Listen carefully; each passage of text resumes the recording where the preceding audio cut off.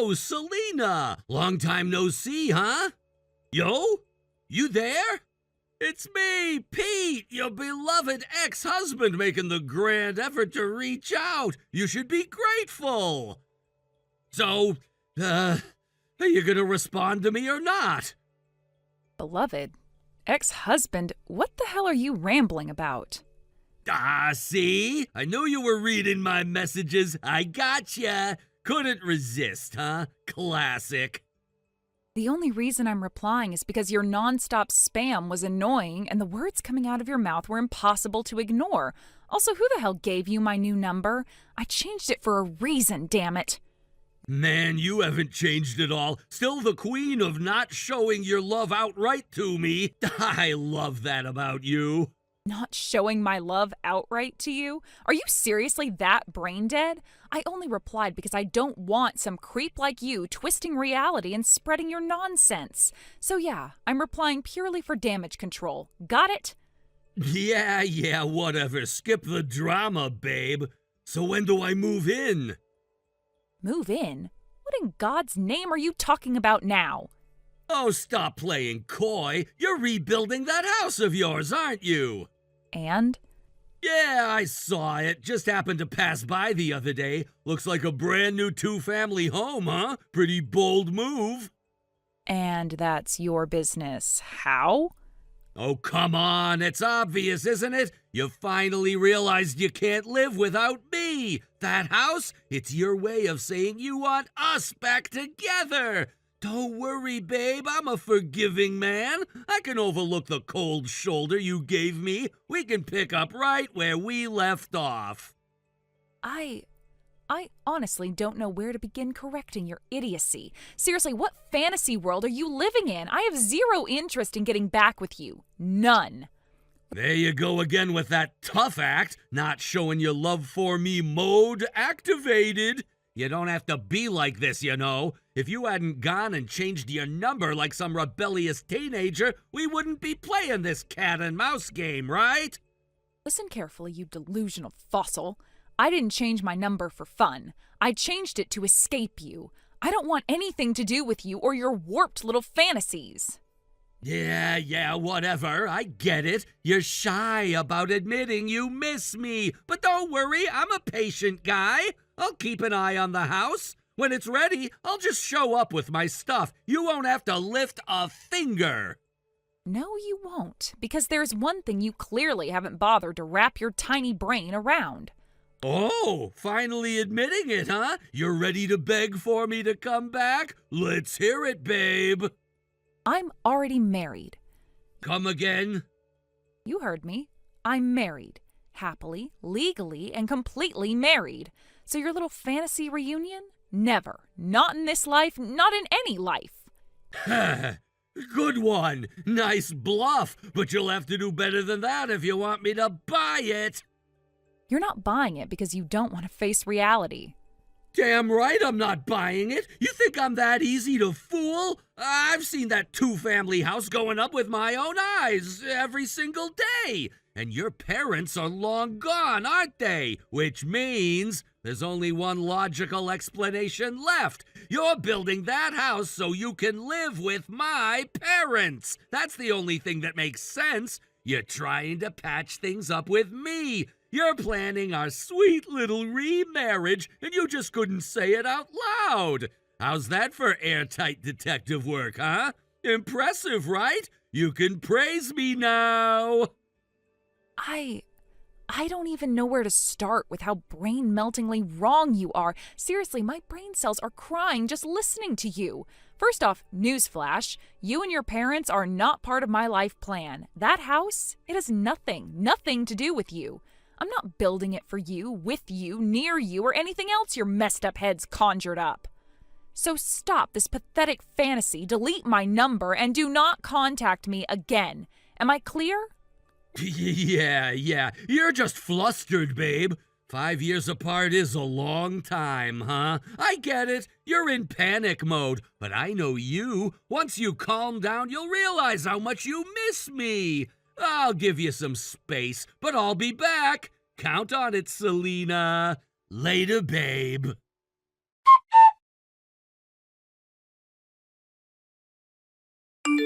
Hey, Selena! It's me, your beloved pet, remember? I figured I'd give you a heads up since we're practically family now and all. So, about that shiny new two-family house of yours. Looks like it turned out pretty well, huh? I passed by the other day, couldn't help but notice how gorgeous it's looking. And I saw there's already a car parked out front. Judging by that, I guess you're pretty much all set to move in, right? No more delays or excuses, huh? Well, that's perfect timing, isn't it? Because guess what? I'm thinking it's about time we joined you. You know, as one big, happy, blended family. Us, you, and of course my dear parents, too. I mean, that's how it's supposed to work, right? It is a two-family home after all. So, let's make it official, shall we? We'll be bringing our things over soon, and we'll be counting on you to welcome us properly. From now on, let's all get along, okay? You can look forward to seeing us around morning, noon, and night. We'll be neighbors, housemates, family, whatever you want to call it. Anyway, don't stress too much about the details. We'll take care of the rest when we get there. See you real soon, Selena!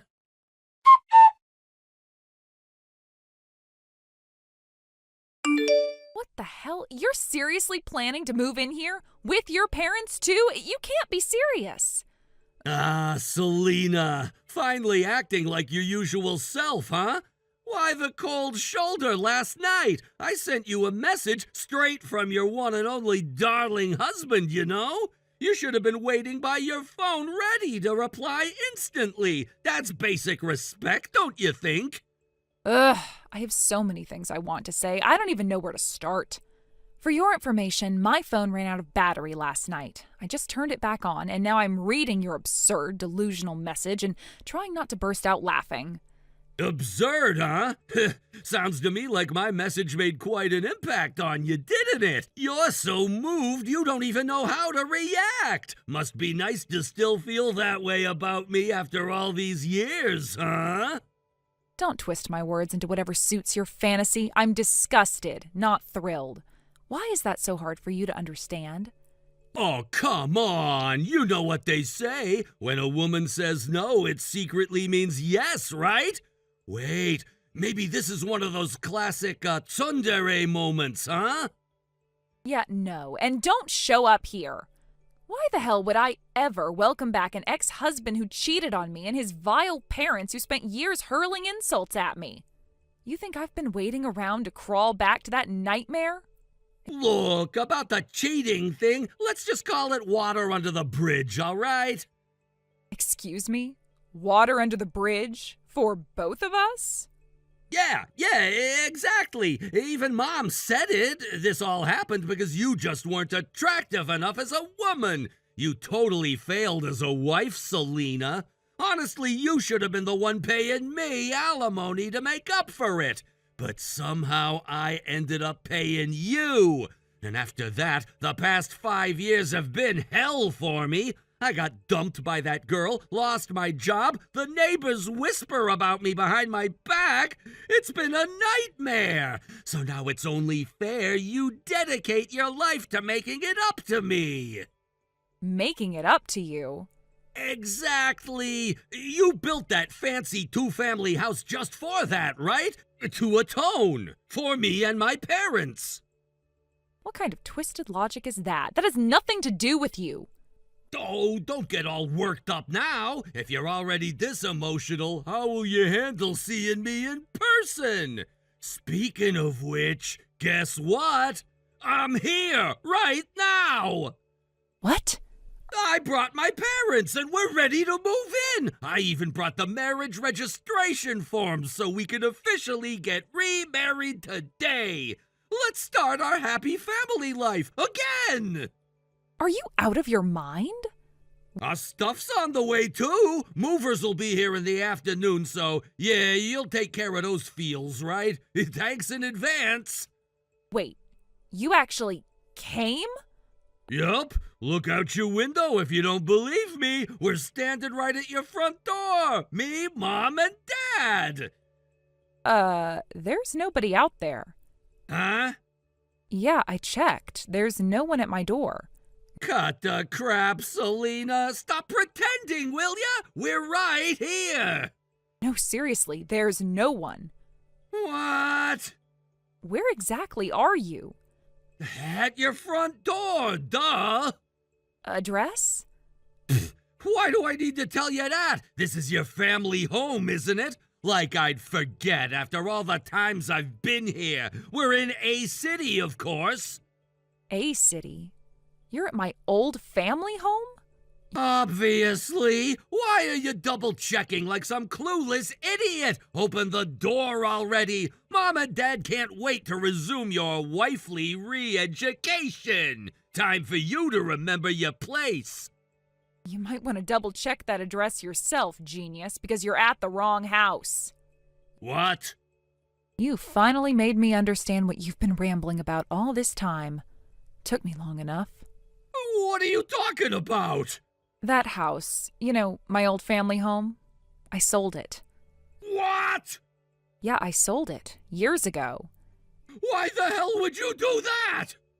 After we divorced, I lived there for a couple of years, but the house was old and falling apart, so I sold it off. Simple. No way. But then where do you live now? After that, I rented a small, cheap apartment for a while. But now I live in a beautiful 2-family home with my husband and his lovely parents. Husband? Yeah, I met him through some friends. And his parents? Uh-huh.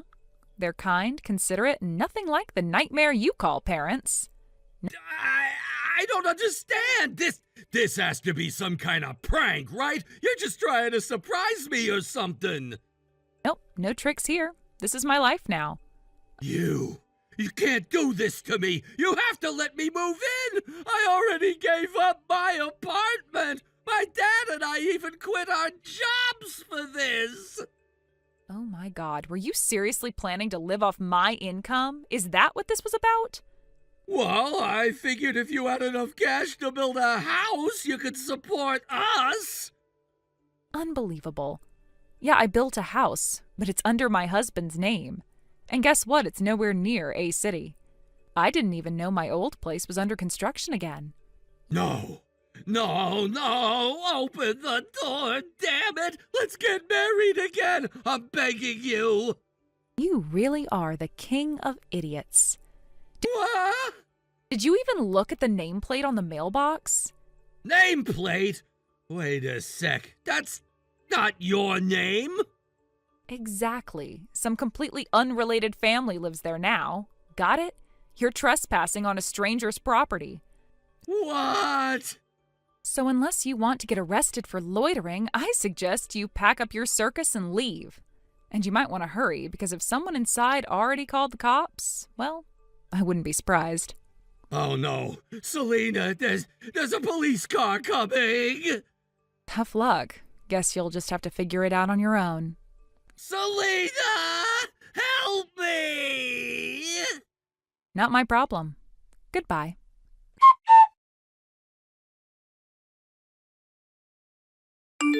Sometime later, I received an unexpected phone call from one of my ex-husband's distant relatives. This person, who I hadn't heard from in years, called me to apologize and to explain what had happened after the incident involving the police. I wasn't sure if I wanted to hear anything about my ex-husband or his family, considering all the pain and betrayal they had caused me in the past. But out of a sense of closure, or perhaps simple curiosity, I chose to listen. According to them, after the chaotic incident with the police patrol car, things had escalated quickly for my ex-husband and his parents. Apparently, when they saw the patrol car approaching them, they panicked, as if realizing too late that their behavior had crossed into criminal territory. In their desperation to escape the scene, they tried to flee in different directions, but fate seemed to have other plans. As they scrambled to disappear into the nearby streets, they ended up running straight into another set of officers who had arrived on bicycles from an alternative route. Those officers quickly blocked their path, cutting off their escape and forcing them into an awkward confrontation. Faced with police officers demanding explanations, the three of them became flustered and could barely string together a coherent story. Their elusive behavior, fidgeting and mumbling, only made them look more suspicious in the eyes of the authorities.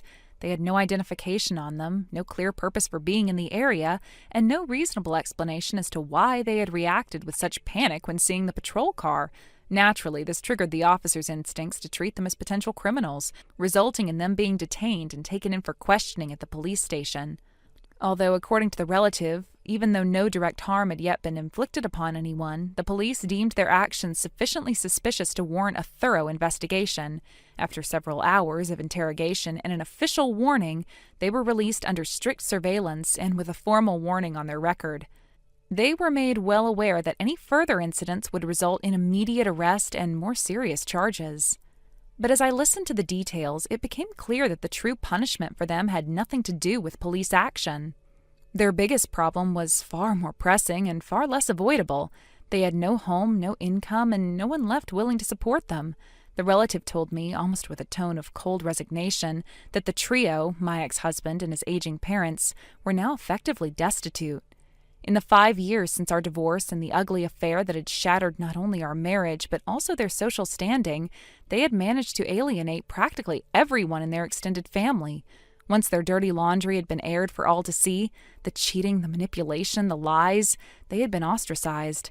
Relatives who once might have offered them a spare room or financial help had turned their backs, disgusted by the betrayal and selfishness they had displayed. Even friends who once orbited their lives disappeared once it became clear that associating with them would only bring trouble. Now they had no choice but to live in a run-down, decrepit apartment in the worst part of town. It was a tiny, suffocating space in a building where the shared toilet was in the hallway and there was no bath at all. They had to make do with public bathhouses or endure humiliation of using hand basins and makeshift methods just to keep clean. The rent was dirt cheap, and that was the only reason they could afford it. But even then, every month was a struggle to scrape together enough money to keep a roof over their heads. My ex-husband, once smug and arrogant, who had so easily thrown away our family for his fleeting affair, now faced the grim reality of being a middle-aged man with no job, no skills to fall back on, and no support system. His parents, who once looked down on me as if I were some outsider unworthy of their son, were now equally destitute and humiliated, their pride shattered, their status reduced to nothing more than gossip fodder for those in the neighborhood who remembered them in their better days. They tried, I heard, to find jobs, anything to sustain themselves, but employers weren't interested in hiring people with gaps in their work history and a reputation for trouble. Word travels fast in smaller communities, and their tainted names followed them like a scarlet letter. The few times they managed to get part-time work, they were treated with contempt, given the worst shifts, and talked about behind their backs by coworkers who saw them as pathetic, washed-up has-beens. The relative told me that they spent most of their days hiding inside their tiny apartment, rarely venturing out except to buy the barest of essentials. Their days were filled with bitterness, arguments, and endless blame-shifting, each of them pointing fingers at the other for the life they now led. My ex-husband blamed his mother for controlling him and pushing him into decisions he now regretted. His mother, in turn, blamed him for being weak and useless, for not providing the life she believed she deserved. His father, silent and broken, merely sat in the corner, staring blankly at the walls, having given up on the idea of a better future. I won't pretend that hearing all this didn't stir some complicated feelings in me. A part of me, the part that had suffered through their cruelty, their betrayal, their manipulation, felt vindicated. They had made their bed, and now they were forced to lie in it, cold, lonely, and penniless. But another part of me, perhaps the more compassionate side, couldn't help but feel a pang of pity. I had moved on, I had rebuilt my life, found happiness again, and surrounded myself with people who truly cared about me and valued me. I had a partner who respected me, a support network that embraced me, and a peaceful home where love, not resentment, was the foundation. Well, well, Allison, you're trying to cut corners again, aren't you? This is exactly why girls raised by some sloppy, broke, single father always end up like this. Absolutely useless. London, I'm sorry, what are you even talking about? That was a very sudden attack, and I don't see where it's coming from. Oh, don't play dumb with me. You were about to serve up lazy food again, weren't you? Were you seriously about to feed my son that kind of garbage?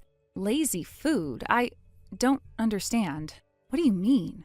Your fridge! It was packed full of pre-made side dishes. I saw it with my own eyes. Wait, are you saying you went inside our house again while we weren't home? I simply stopped by to borrow something, and while I was there, I took a look around to see if my son's wife was keeping the home properly. There's nothing wrong with that, is there? There's everything wrong with that. I've asked you before. Please don't let yourself in when nobody's home. At the very least, can't you wait until Flynn or I are present and let us know beforehand? And now you're dodging the topic. Typical. You always try to shift the blame when you're called out for your own failures. We're talking about those pathetic pre-made meals in your fridge, not your boundaries. So you really think having pre-made dishes is cutting corners? Absolutely. Especially that excuse of a meat and potatoes stew. What were you even trying to do with that? Meat and potatoes? Wait, do you mean that stew? Yes, if that's what you call it. The vegetables were cut unevenly, the broth was tasteless, so just appalling. So I threw it away. You what? I threw it out. There's no way I'd let Flynn eat something so bland and half-hearted. That dish, Flynn made it. What? My father's friend brought us fresh potatoes the other day. Flynn got really excited and said he wanted to try cooking something on his own. So he followed a recipe step by step and made that nikujaga himself. You're telling me Flynn made that? Yes, he's been getting more and more interested in cooking lately. He's been flipping through recipe books after work and practicing with the basics. That stew was something he was really proud of, and you threw it away like it was trash? You let your husband, a grown man, cook for himself? I'm sorry, I'm not sure how that's relevant. Unbelievable. That alone proves you're a failure as a wife. But more importantly, don't you dare ever serve him reheated meals again. And from now on, make sure he eats better food, not the leftovers from yesterday. What exactly do you mean by better? I saw you the other day at the supermarket. You were buying marked down meat and wilted vegetables. I saw you looking through the clearance bin like a scavenger. You were watching me? I was going to say hello, but honestly, I was too embarrassed. I couldn't believe you'd stoop so low in public.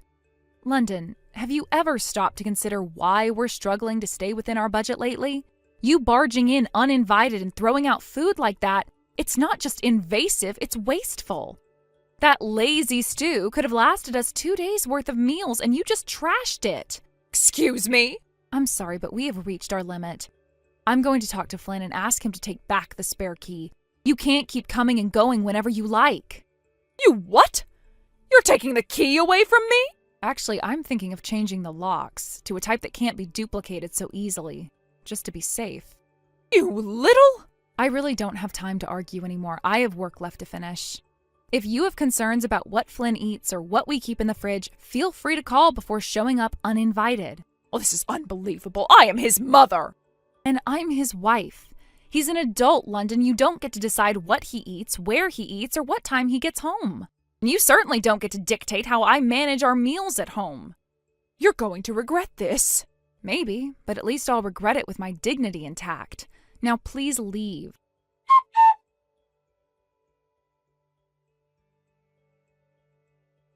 London, where are you right now?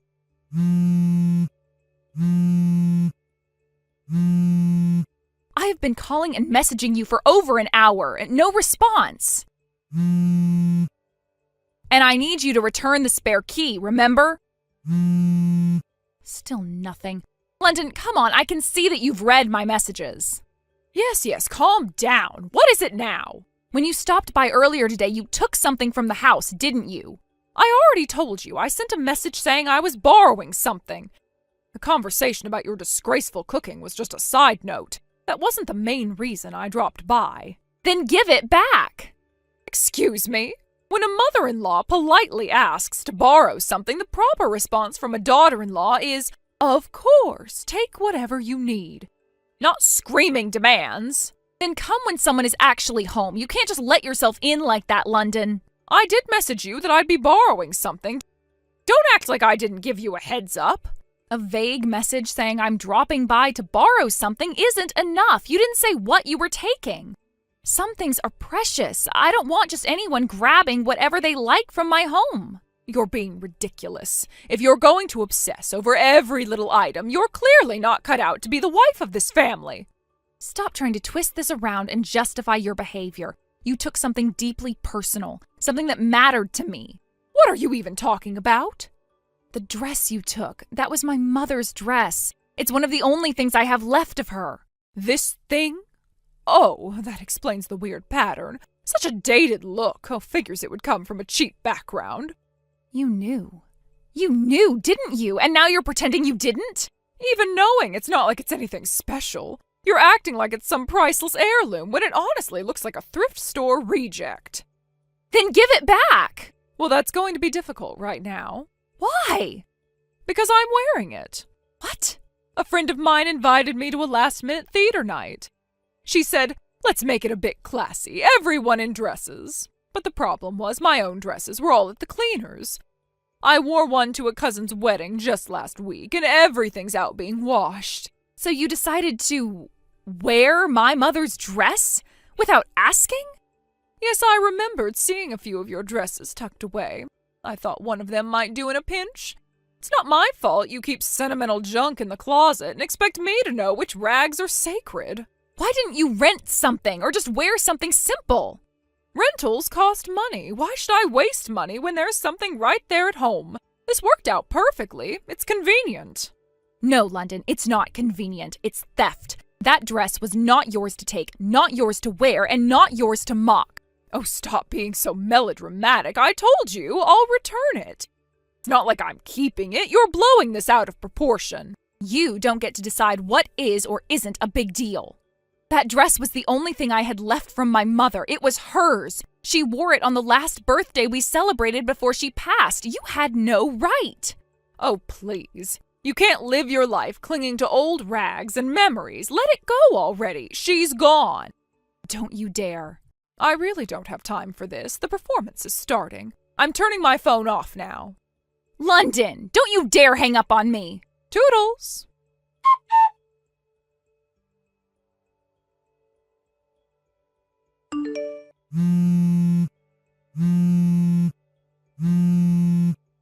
London! Open your phone. Pick up. Why aren't you answering me? Explain yourself right now. Ugh, what is this all about? Do you always have to be so dramatic? Dramatic? You really think I'm being dramatic right now? Where is my dress? Don't play dumb. The heels and ribbon were in the case, but the dress was gone. The dress. My mother's keepsake, the one I trusted you to bring here safely. Where is it? Oh, that. Right, yeah, about that. Start talking now. So, my friend, the one I went to the theater with yesterday, she saw the dress when I opened the bag and she was obsessed with it. She said she'd never seen anything so unique before, and she begged me to let her have it. Kept going on and on, wouldn't shut up about it, so I gave it to her. You gave it to her?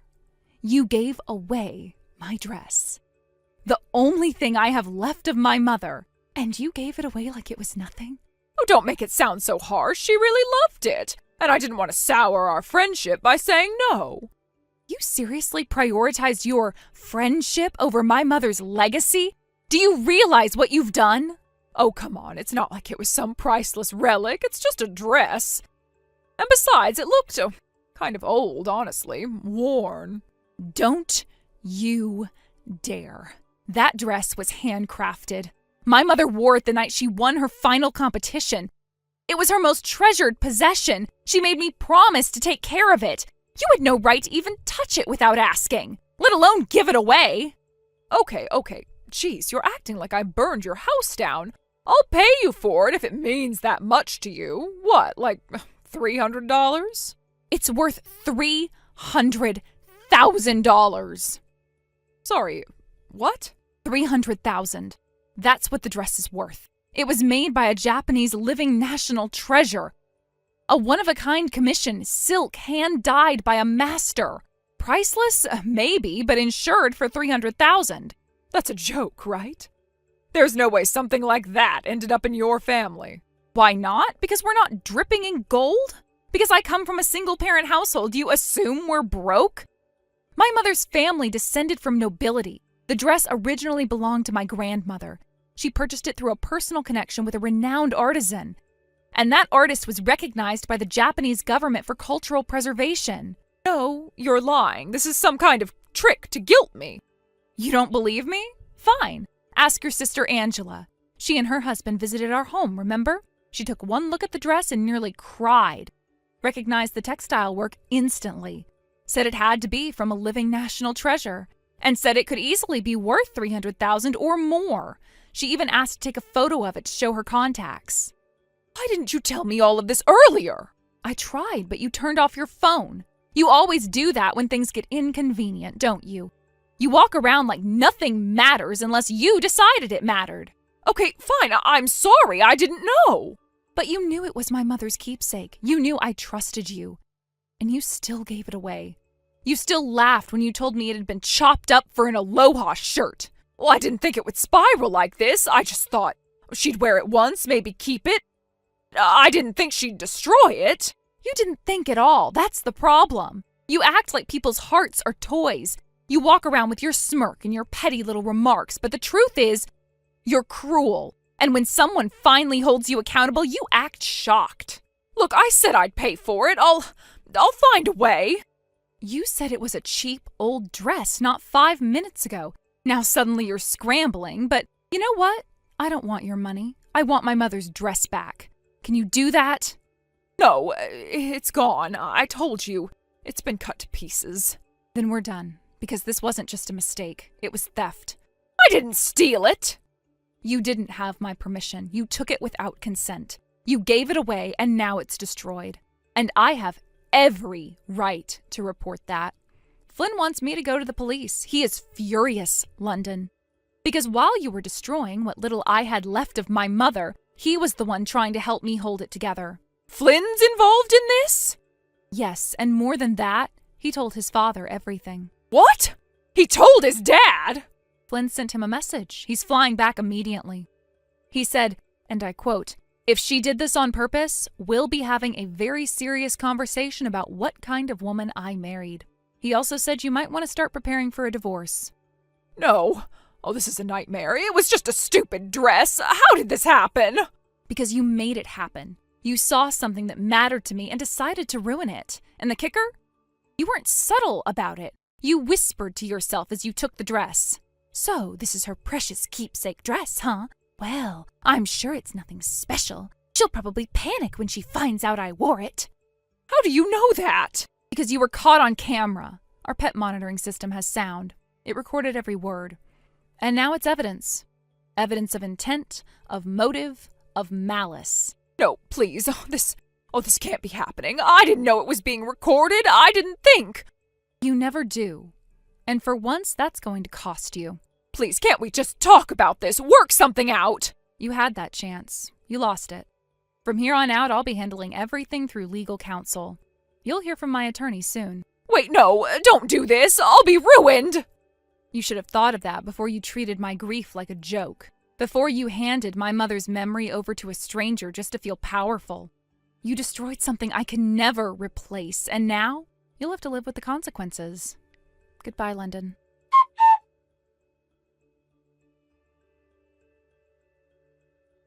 The following day, my father-in-law returned home from his post in another city, having been informed of everything that had happened in his absence. The moment he stepped through the front door and saw the tension in the air, he knew something was wrong.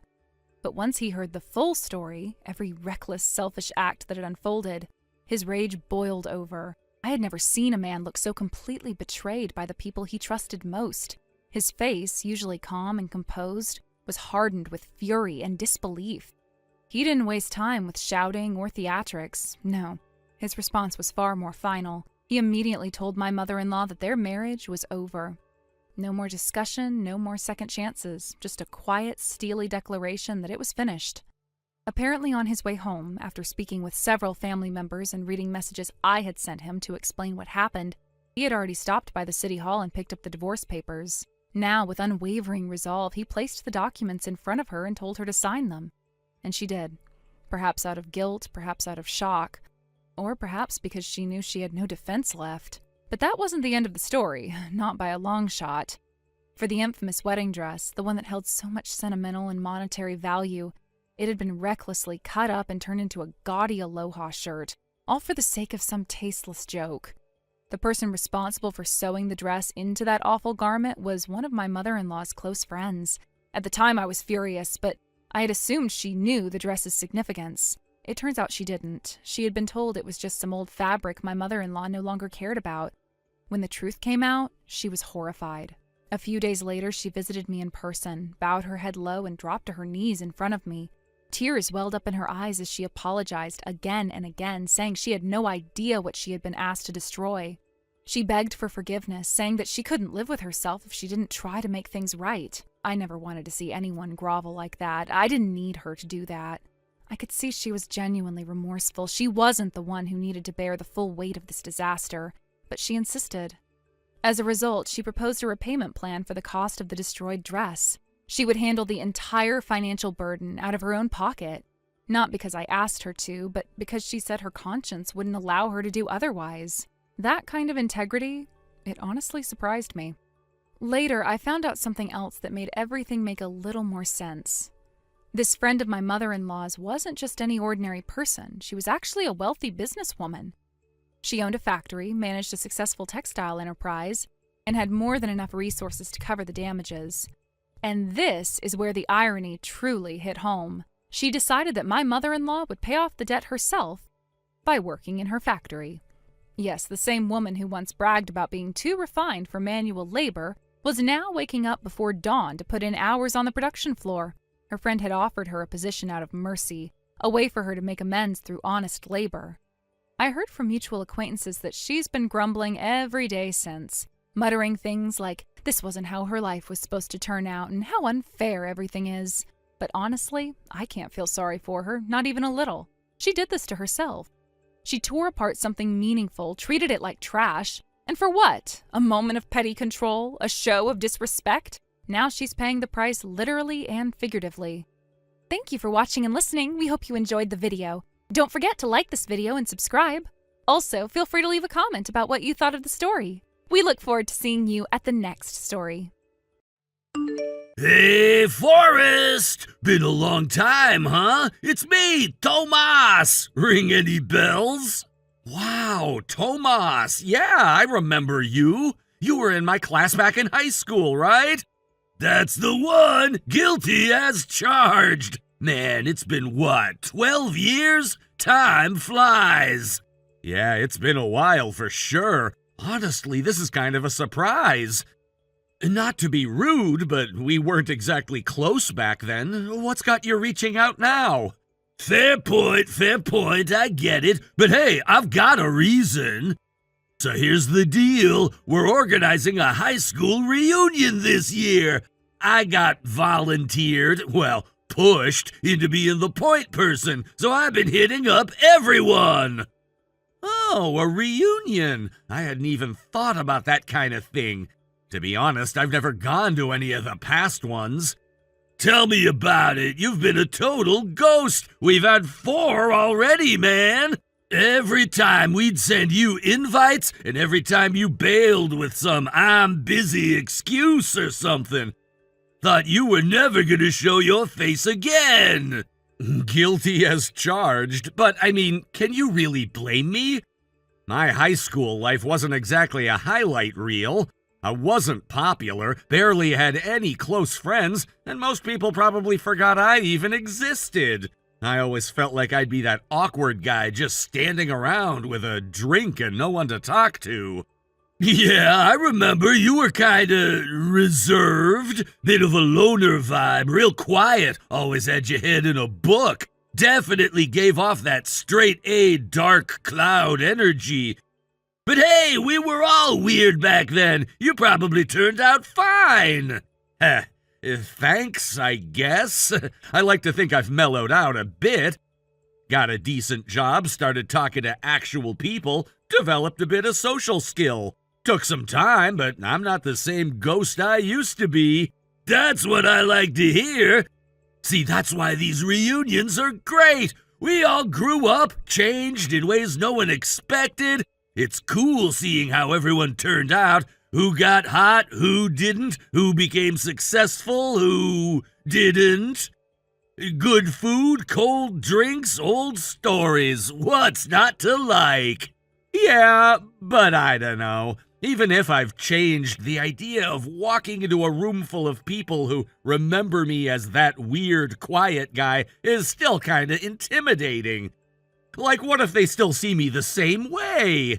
Look, man, no one's gonna roast you or anything. Honestly, most of us barely remember who said what in math class 12 years ago. Everyone's just there to catch up and have a laugh. And you'd be surprised. Some of the people who barely noticed each other back then end up bonding the most now. It's just life. We've all taken different roads. That's fair. I guess I've been carrying around some old anxiety for no real reason. Maybe I've been too caught up in who I was, not who I am now. Exactly, dude. Nobody's frozen in time. You show up, have a drink, maybe reconnect with someone you didn't expect to. Worst case, you eat some free food and leave early. Best case, you actually enjoy yourself. All right. You said it's next month? Yeah, we're aiming for the 3rd Saturday. Afternoon start, probably around 1 or 2 p.m. Venue's still getting finalized, but I'll text you the full details once it's locked in. So can I put you down as a yes? Let me think. I don't have anything scheduled for that day, and you know what? Yeah, screw it. I'll go. Time to stop hiding from my past like it's some cursed relic. There we go! That's the spirit. Forrest finally steps into the light. All right, man, I'll mark you down as confirmed, and hey, don't sweat it. No one's judging. It's just a bunch of awkward adults pretending they weren't awkward teenagers. You'll blend in just fine. I'll be in touch soon with all the info. All right. Thanks for reaching out, Tomas. Appreciate the push. Anytime, man. Talk soon.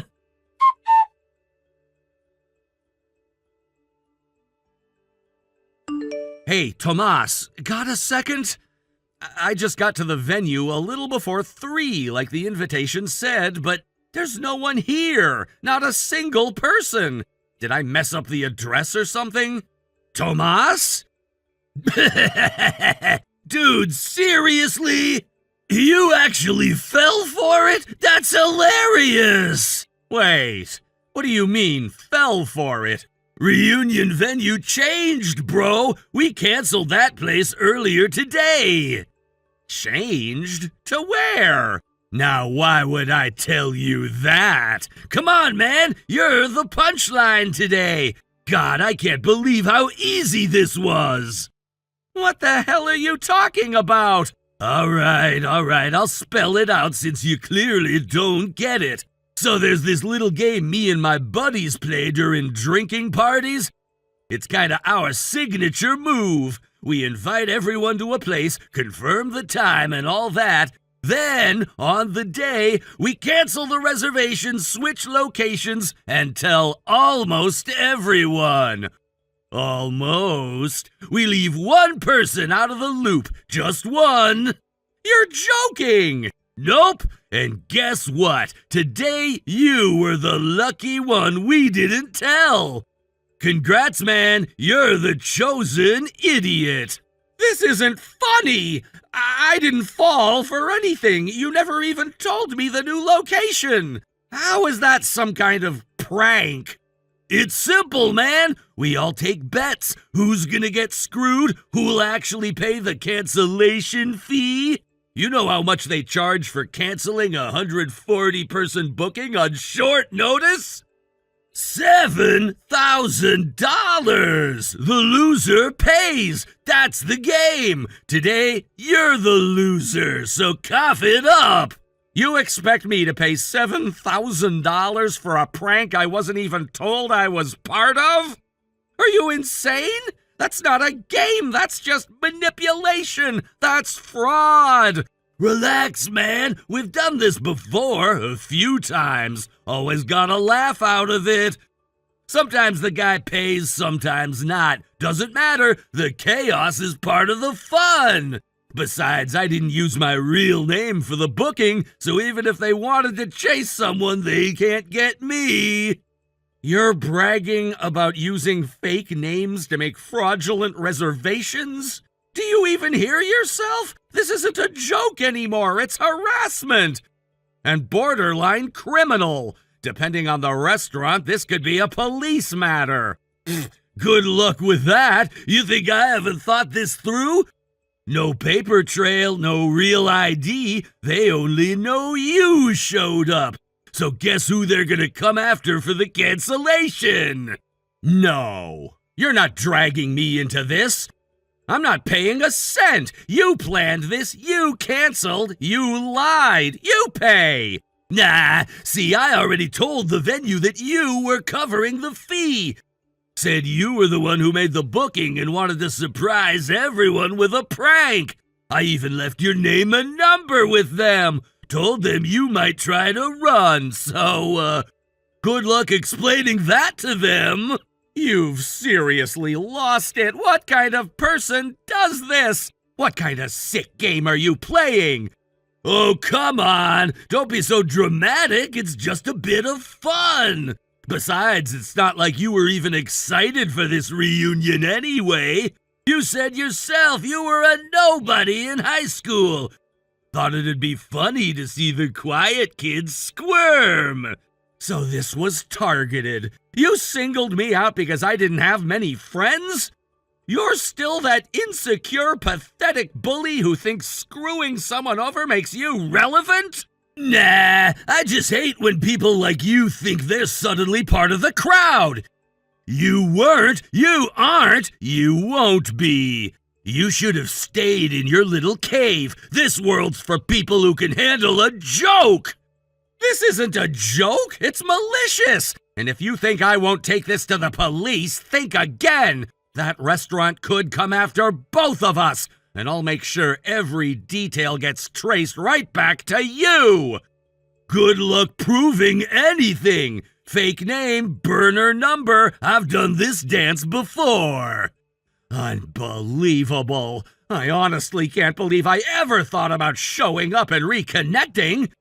I thought maybe we'd all grown up a bit, but you've just become better at being cruel. Whatever, man. Thanks for the entertainment, though. You looked hilarious standing there all alone. If you end up paying the fee, great. If not, well, still worth it for the laughs. You want laughs? Try laughing when a lawyer's knocking on your door, because I'm not letting this go. You do that. Meanwhile, we'll be clinking glasses somewhere way more fun than that empty-ass venue you're still standing in. Enjoy the silence, Forrest. Later, loser. Go to hell, Tomas.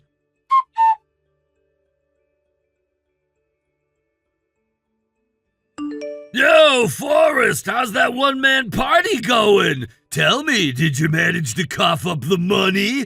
Over here, we've been partying hard. Real wild night. We're headed to the after party next.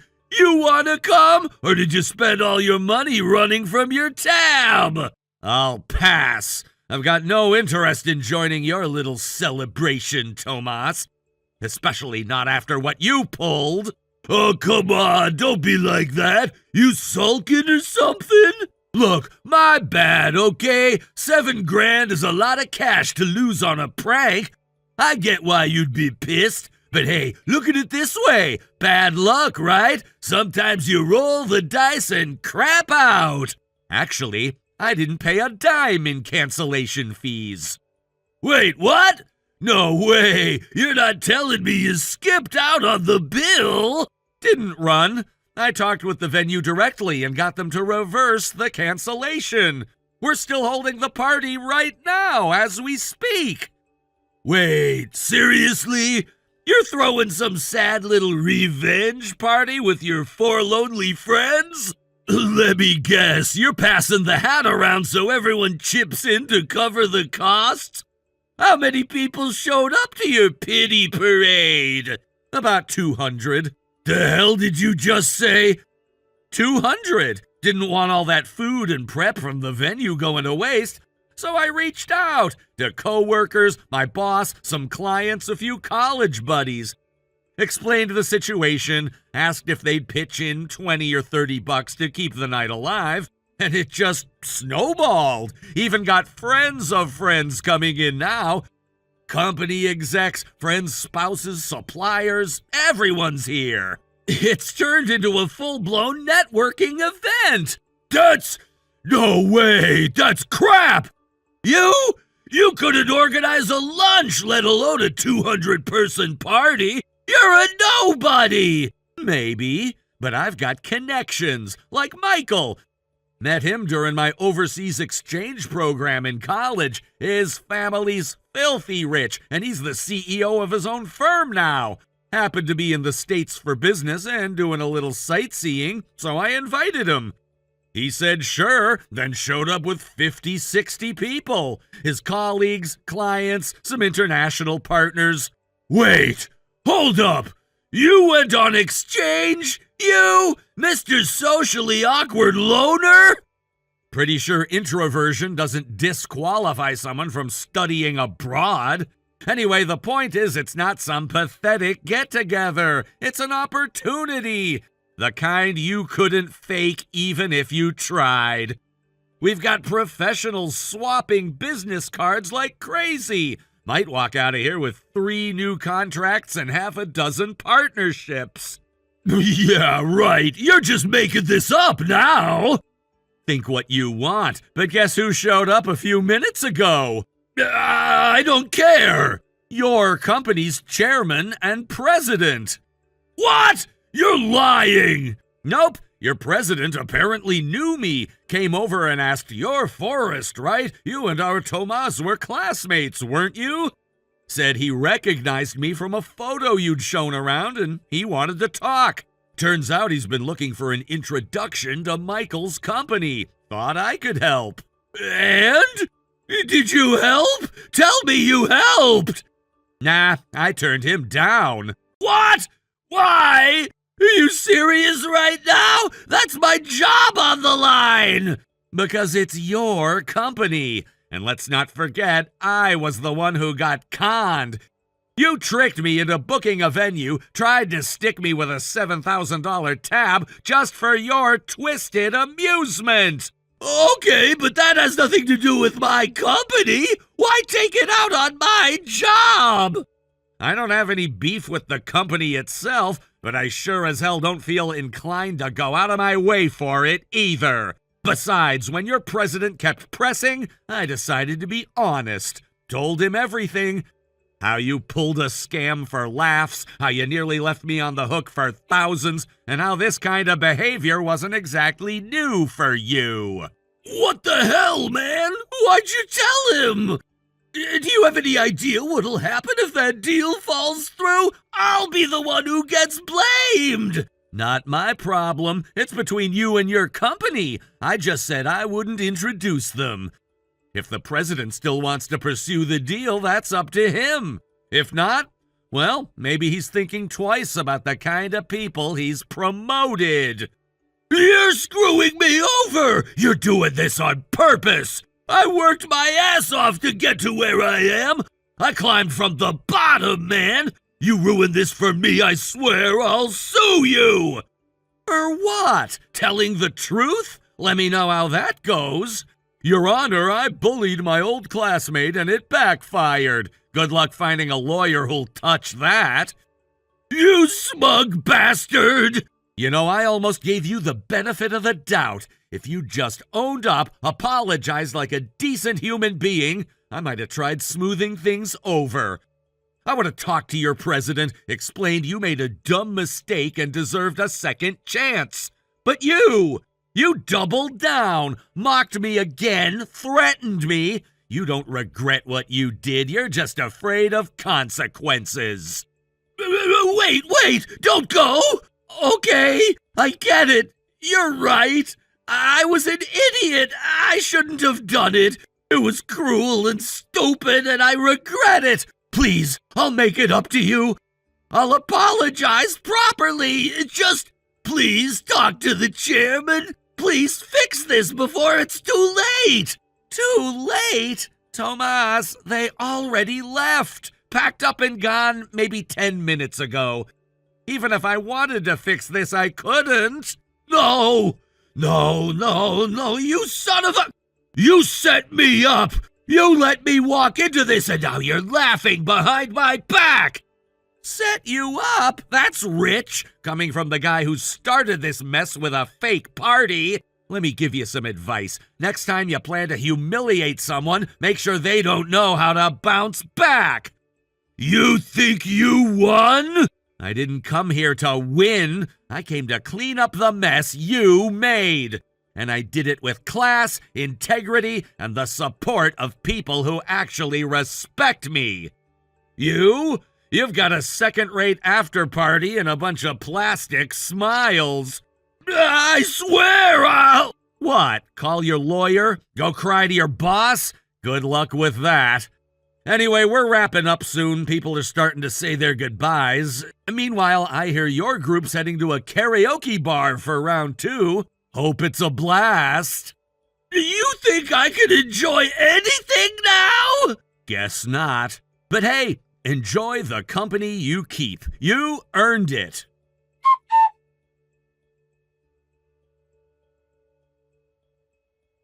After everything wrapped up, we decided to end things on a high note by throwing a small party. It wasn't extravagant, but it was heartfelt. People mingled, shared stories, and you could feel a sense of closure and connection in the air. Everyone seemed genuinely happy with how it turned out. Some even said it was the most fulfilling event they'd been part of in a long time, especially because it allowed people from all walks of life to connect. That meant a lot to me. The best part, we managed to collect around $7,000 from everyone who participated. That money covered all the costs related to the incident, venue, cleanup, everything. I can't describe the relief I felt. It could have easily turned into a financial mess, but thanks to everyone's contributions, we walked away without a burden on our backs. I was grateful to all of them for their generosity and for standing by me. But of course, the story didn't end there. A few days after the event, I found out that Tomas, still trying to save face, approached Michael's company in hopes of securing a business deal. I never told Michael about how Tomas had deceived us earlier. I figured it would only add fuel to the fire and cause unnecessary tension. But somehow, word must have gotten around. The chairman and president of Michael's company seemed to have drawn their own conclusions. They assumed Tomas had been the source of trouble and began to treat him differently, colder, more dismissive. He was no longer invited to important meetings, his suggestions were ignored, and his name was barely acknowledged in group discussions. The change in tone was obvious to everyone. Soon after, rumors started spreading that Tomas had disrespected Michael's company during the negotiations. Whether it was true or not didn't seem to matter anymore. Perception had already taken hold. Then came the final blow. Someone from Tomas's own circle, one of the people he thought was a close friend, leaked the story about his previous antics. The same antics that caused so much chaos in the first place. Once that came to light, the mood around Tomas shifted completely. People started giving him side eyes, whispering when he walked past. He was no longer seen as a capable professional, but as a cautionary tale. His reputation, once decent if not impressive, was now in shambles. He began avoiding common areas, eating lunch alone, and eventually stopped showing up to optional events entirely. The isolation must have been suffocating. To be honest, it's hard to feel sorry for him. This was the result of his own actions. But I can't help thinking the chairman and president overreacted too. Their response felt vindictive, like they were more interested in punishing someone than understanding the situation. In the end, I just hope everyone involved has learned something. I know I have. I never want to be part of another one of Tomas's games.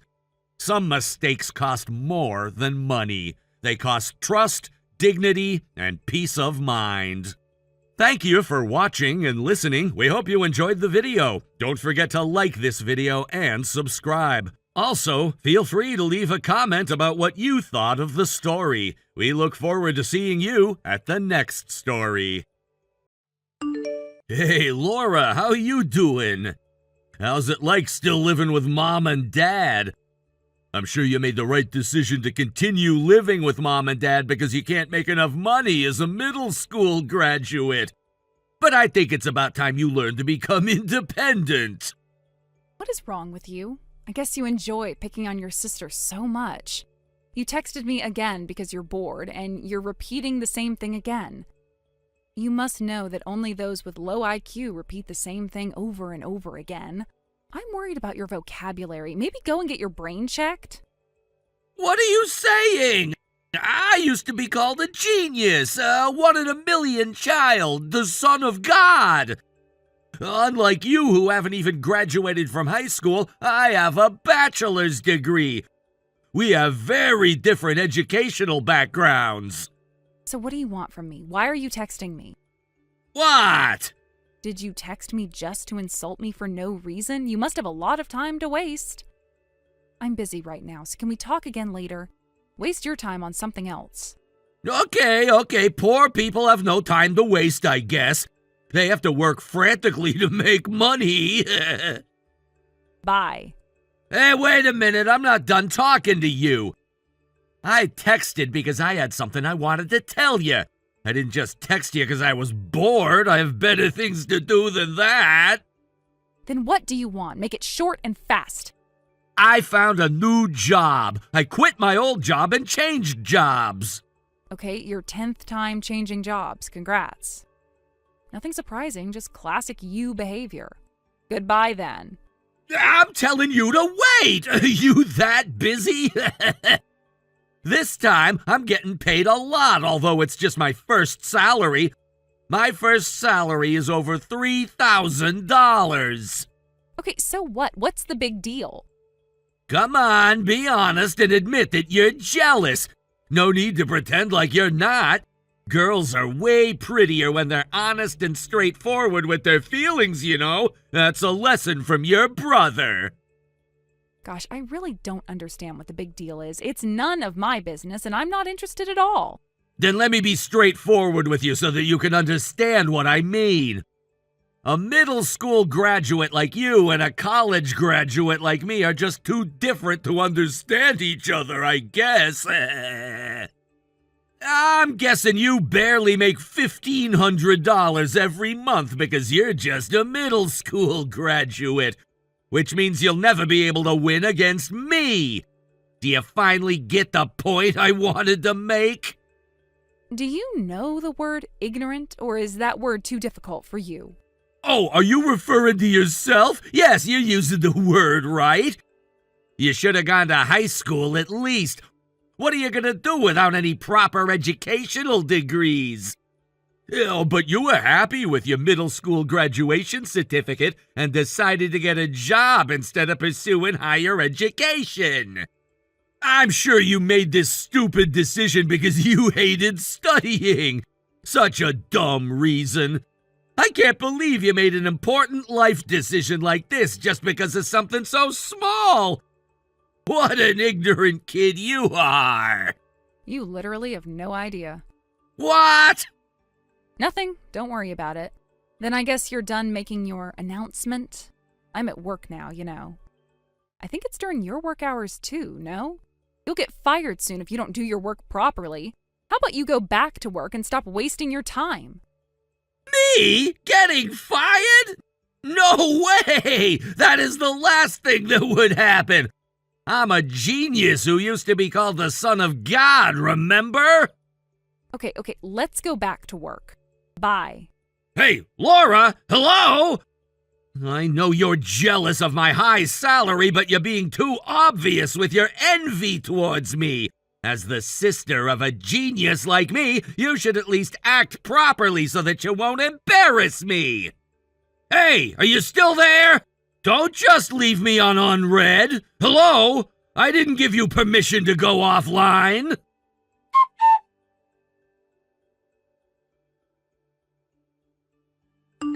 Hey, Laura.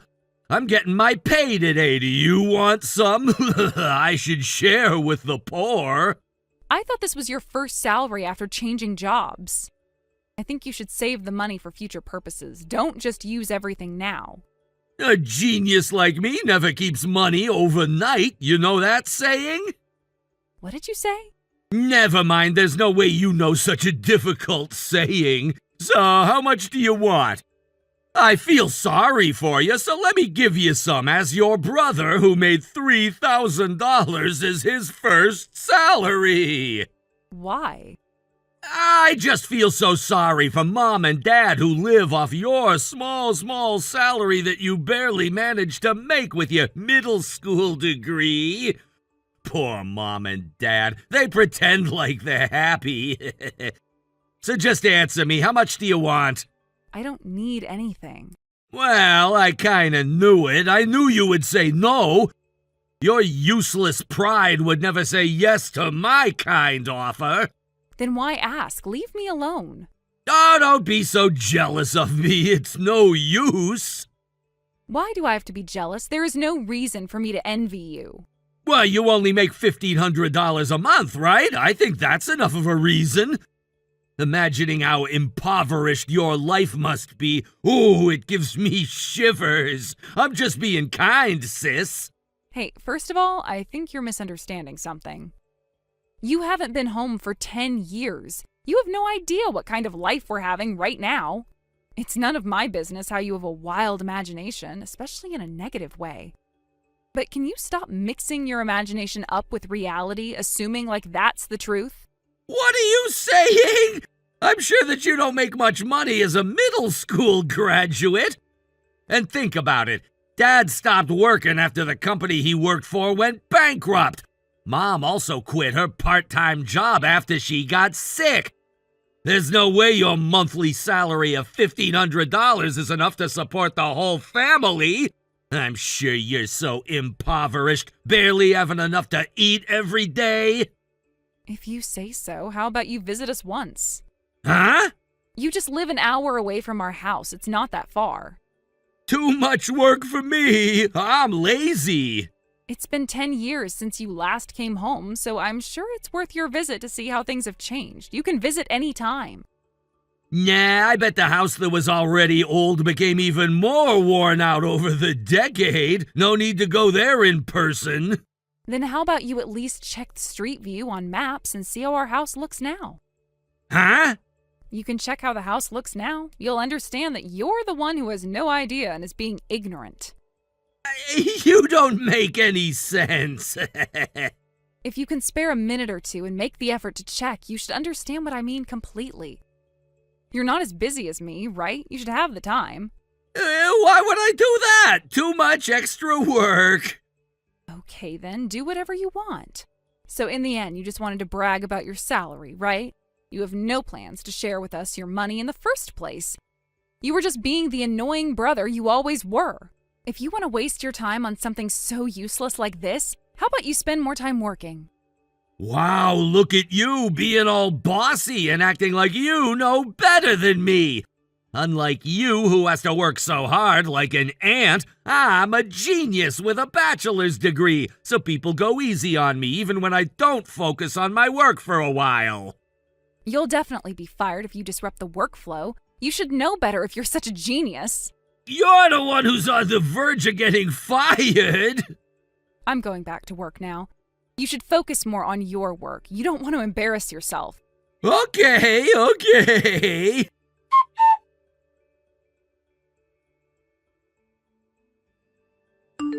Hey, Laura! What the hell is going on? You owe me an explanation! Huh? What's your problem? Our house is gone! Where do you live now? When did you move out? Where's your new house? Don't tell me you sold the house because you were so desperate for money. Why didn't you tell me anything? You could have asked me for advice. Tell me where you live now! Huh? We haven't moved anywhere. Then what's this huge house right in front of me? There's a huge house built at the address we used to live at. The house even uses the land that used to be owned by our neighbor. There's no way you're living in this huge house. So I guess you're right in front of our house now? You could have told me beforehand. I'm telling you that the house is gone! Are you too dumb to understand? My friend told me that your house is cool as hell, so I made some time just for this and decided to visit you guys. What the hell is going on? I'm so confused. I'm lost. How about you check the name written on the porch before you make a fuss like a small kid? Huh? What do you mean? Wait, that's our last name. What? What is going on? I'm so confused. The new resident living in this house has the same last name? What kind of coincidence is that? The house you're in front of is our house. Our last name is written there. When our neighbor moved out and left the house next door vacant, we decided to buy their land, got rid of the fence in between the two houses, and built a whole new house, which is the one you're seeing right now. No way, you're lying! Mom and Dad are living off the small salary you make every month because you haven't even gone to high school, unlike me. There's no way you have the money to build a huge house like this. It doesn't make any sense. First of all, Mom and Dad haven't come out of the house to greet me yet. You either. Where the hell are you guys? Oh, it's really a coincidence, but I'm on a business trip now, and our parents are abroad on vacation. But it's your fault for not telling us beforehand that you're visiting us. What did you say? They're on vacation abroad? Where did they get the money from? They don't have a job. Let me just say this. I guess a genius can be a dumbass, or is a genius a dumbass? What are you blabbing about? Oh, I'm not saying it wrong or anything. I'm serious. There's a fine line between a genius and a madman. Well, I'm sure you're just a madman at this point. You don't make any sense. Then let me ask you something. Do you know who the CEO is of the company you work for now? You're an employee. You should know the basics. Why would I know? It's none of my business. A genius like me doesn't need to know to get my work done. I knew it. What is your problem? Just be straightforward. Don't waste my time and tell me what you want to say. You're annoying me now. Then let me be straightforward with you. The CEO of the company you're working for is me, your sister, who you always thought was a dumb middle school graduate. Ha! Do you want me to rephrase it so you can process the information better? I'm the one who hired you. Do you understand the power balance now? What are you saying? I think it's been around a month since you joined us. I can't believe you still haven't memorized the name of the CEO. How dare you call yourself a genius with a bachelor's degree? Huh? Wait a minute. What is going on? You must remember how you ended up coming in for a job interview at our company. Huh? Uncle suddenly visited me without any notice. He made me sit in front of the computer saying I should take part in a job interview online right away. Yep, that was to check your computer skills. Then it was time to talk with the interviewer online. Yep, you talked with the HR after the test. Then they told me I got the job. Yeah, I decided I'll just hire you. As expected from someone who graduated from college, you were able to do basic stuff on the computer, so I thought you won't be too much of a burden. I'm the one who made the decision to hire you. Why? I know about what happened at the company you used to work for. I heard that you messed up big time and got fired. Huh? How come you know? You tried to find a job, but even after half a year, you didn't manage to get a job anywhere. You were about to borrow money from the bank to cover for your living expenses. Am I wrong? What? Why do you know all this? Your ex-girlfriend was kind enough to tell me all this. She's the one who told you? It seemed like she knew that I had my own company for some reason. Before I get in trouble because of my dumb brother, she advised me to do something and take matters into my own hands. She has a point, you know, and it's very kind of her that she let me know. Okay. So I asked my uncle, who works as my advisor at my company, and hired you as one of my employees. Does it make sense to you now? By the way, everyone in my company knows that you're my brother, the CEO's brother, okay? No, No, wait a minute. It doesn't make sense. How come you're the CEO when you don't even have a bachelor's degree? It's simple. I just started my own business. What? Ah, you started your own business? How come? You might have no idea what I've been doing the past 10 years because you rarely visited us.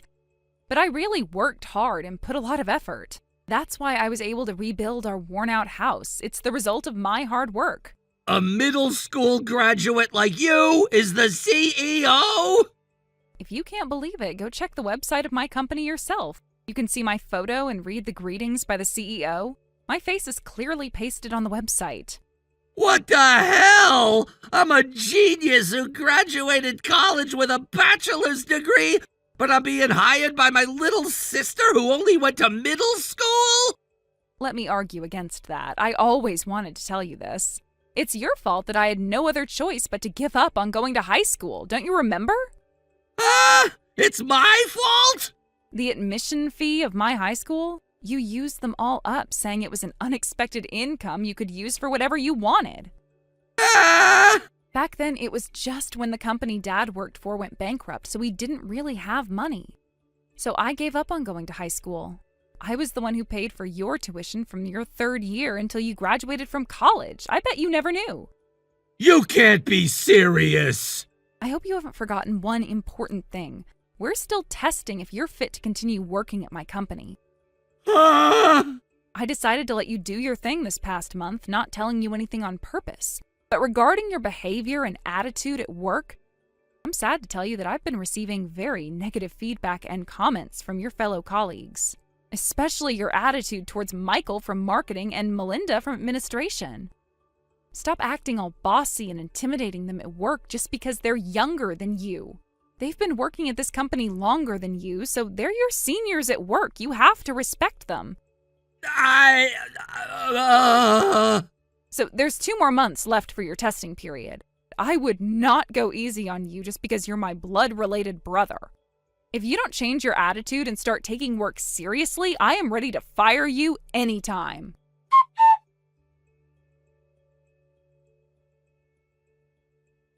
A genius child is just a normal adult once they grow up. That's the harsh reality. My brother might have been a genius when he was younger, but by the time he passed the age of 20, he was just a normal guy in college.